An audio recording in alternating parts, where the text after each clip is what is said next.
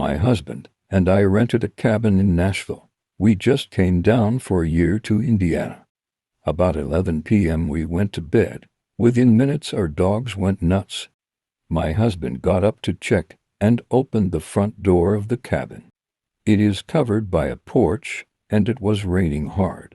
The porch light doesn't work, so it was dark. He closed the door and told me to bring a flashlight and firearm. I ran out of bed and went to him by the door. He said something was breathing heavy on the porch to the left of the door. At this point it occurred to me that our dogs were strangely silent.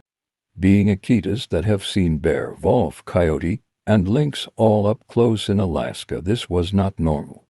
My husband slowly opened the door again. Sure enough, something was breathing very heavy just to the side of the door. It also smelled. It was really strong, musky, mixed with soggy old carpet and wet dog. We closed the door again while we chambered around, and I lit the flashlight, and we did a tactical to the left where we had heard the sound. It was gone, but wet footprints that looked like they were made with soggy, fuzzy bedroom slippers were across the floor. It had come across our front lawn and up the right side of the porch and across the door to the other side where we heard it. The prints were close together while passing the first window and the door, and when it fled it did it in one step. The footprints were a lot larger than my foot in slippers, which is a woman's 9.5 wide. I wondered if it realized what chambering around meant, since we had opened the door twice, and it stayed breathing heavy right on the other side, right to the side where we couldn't see it. Dogs didn't scare it, and us two talking didn't scare it.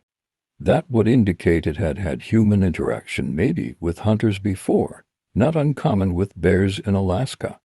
A lot of people will chamber around not wanting to hurt it but ready to if it gets aggressive. They are smart and learn fast what that sound is. Another strange thing is that the dogs paced all night. They did not do this after confronting an 800-pound brown bear in Alaska. Literally. They worked together and chased all of the above away from around the home. We lived in a cabin off the grid. Not sure if we have a stinky homeless person wearing bedroom slippers living in the woods, but it was a very strange occurrence, and my husband was career ranger, SF, not one to let his imagination run wild. We were stumped. The dogs, 2 of them, pooped in the cabin.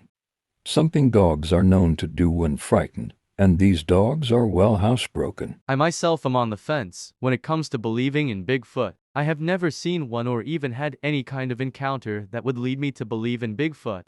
I do believe that it is quite possible that Bigfoot exists. Why not? There have been too many sightings, footprints, and other evidence to say yes, Bigfoot exists. I hope that this mystery is never completely solved. The folklore and mystery is exciting for those who believe and also those that are not sure, like myself. In the end, it's up to you to believe or not to believe. All I can say is, keep looking, have fun, and enjoy the videos. If you have any stories, videos, or pictures, feel free to send them to me. I would be glad to add them to Hoosier Bigfoot. Interested only in Indiana Bigfoot sightings and or stories? I'll read one for 50 at gmail.com.